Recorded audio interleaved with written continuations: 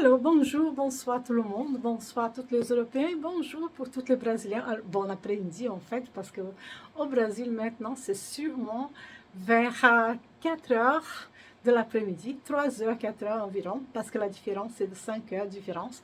Donc, bon après-midi à tout le monde et bonsoir pour les Européens.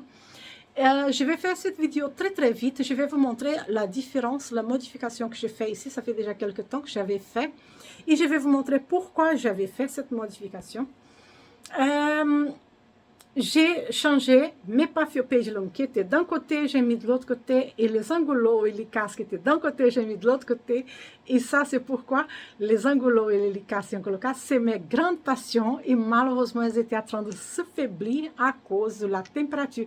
Un côté, c'est plus chaud que l'autre et plus sec. L'autre côté est plus froid et plus humide. Je ne peux pas vous expliquer comment ça se passe, mais c'est comme ça. Je vais tourner la caméra et je vous montre tout de près. Eh bien, là sont toutes mes paphiopédilums qui étaient de l'autre côté. J'ai mis de ce côté. Elles sont merveilleuses. Je suis très contente. Les paphiopédilums supportent beaucoup plus le sec et beaucoup plus la chaleur. Donc, elles sont très bien là. Je suis contente.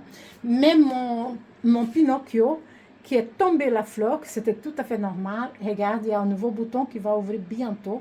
Cette Pinocchio, il y a déjà en floraison, ça dure minimum déjà 11 mois qu'il est en fleur. Chaque fois, il tombe une fleur et ouvre une autre. Et comme vous voyez là, il y a un bouton qui va ouvrir bientôt. Je suis très contente. Celle-là, c'est encore parfaitement belle. Celle-là est encore bien. Et celle-ci, c'est encore très bien. La Maudiaï va tomber bientôt. Tout ici est merveilleux. Mes paphiopédilums sont merveilleux. Et je vais vous montrer, regardez la température de ce côté, 23, 72 d'humidité. Je vais vous montrer de l'autre côté où sont les angulots sont ici. Je vais vous montrer combien de degrés. Regardez, 22 degrés. Parfois, c'est 2 de moins de ce côté et parfois, c'est 1,5 de moins. Donc, 22 degrés, 75 d'humidité. L'humidité ici, ça peut arriver même à 5% de plus que de l'autre côté. Donc, ici, c'est beaucoup plus humide, beaucoup plus frais et beaucoup mieux pour les angulots. Mes angulots, elles ont commencé à devenir comme ça, comme un fruit de passion un peu foncé, et ça m'a fait peur. J'avais vraiment peur de la perdre. Presque tous étaient devenus comme ça. Et depuis que j'ai mis là, je ne peux pas dire grand-chose, mais j'ai l'impression qu'elle redémarre de nouveau. J'espère, parce que je ne veux pas du tout perdre mes angulots, licas et angulocas. Elles ont énormément souffert. Vous pouvez voir comment elles étaient vraiment froissées à cause de le coin là-bas était beaucoup trop chaud et beaucoup trop sec. J'ai mis aussi mes dendrobios aussi qui étaient de l'autre côté. J'ai mis tous ici. Et je vais vous montrer, regardez mon denfal, il donne déjà une nouvelle pousse. Il va donner déjà des fleurs. Je vais vous montrer cette autre ici. Regardez, elle a une tige qui commence là, voilà. C'est très tôt pour le denfal, mais il commence. Ça veut dire qu'il donne une réponse à moi, qu'il est très content dans ces côtés-ci. Donc les dendrobes sont tous ici. Pratiquement tous les dendrobes sont ici. Ils sont beaucoup mieux que de l'autre côté. Mes maxillaires a toujours été comme ça.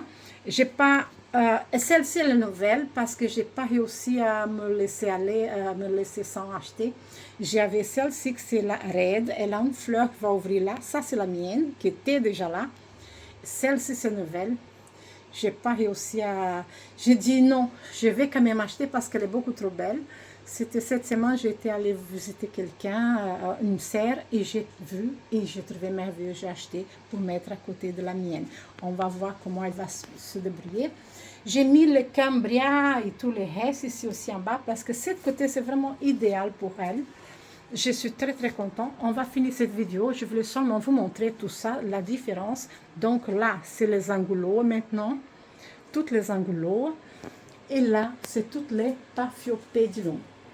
Ah, je vais vous montrer une autre chose que j'ai mis ici dedans. Regardez, ça c'est un tonneau d'eau qui peut, dès qu'il commence, ça fait trop sec, J'ai fait tout simplement, je vais vous montrer comme ça. J'ai fait ça. Et voilà. Et ça fait humide. La humidité, ça augmente.